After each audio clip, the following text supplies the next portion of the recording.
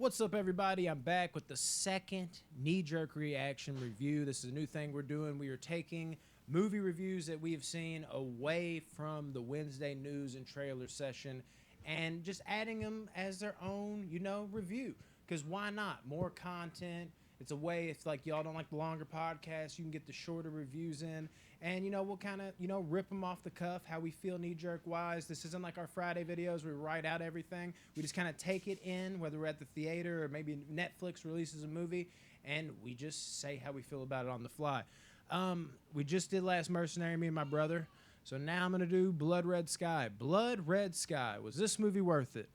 I'm here to tell you, yes, that it was. This movie is a movie that is anchored by not plenty of powerful performances, but I think the main girl in this movie is very, very, very solid, and I can't honestly picture anybody else playing this girl and being as good, especially for the type of movie it is, a horror movie. She delivers a great performance, and then you're always worried about one thing also in horror movies. Is the kid actor good? Because a lot of times they can be make or break. They're hardly ever average. They're usually abysmal, or you're like, damn, dude, this kid's over here got me in my feelings. I'm proud to say that the kid also is very, very good.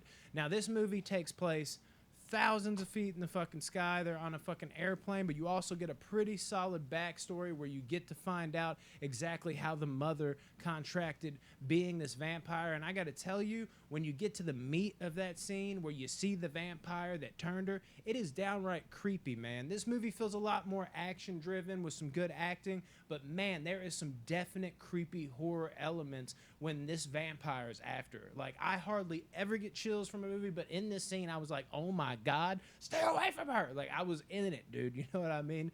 And that whole backstory that goes on even past that, pretty damn solid. And then on the plane, you're kind of confined to one space. This is one thing that maybe I could say is a negative, but the more I think about it, is it really though? Because you do kind of feel after a while, you're like, okay, now they're going to go over here and lock themselves in this doorway. Okay, now they're going to go over here and lock themselves in the cockpit. Okay, now they're going to go over here. And I just feel like they were going back and forth because there's only so much room on a plane, and they drag that out over the course of basically a 2-hour movie.